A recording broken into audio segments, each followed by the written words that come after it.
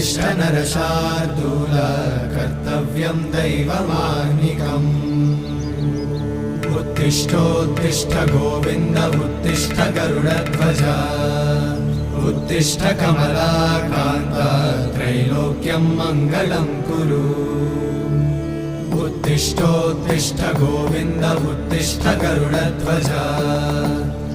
उत्तिष्ठ कमलाकान्त त्रैलोक्यं मङ्गलं कुरु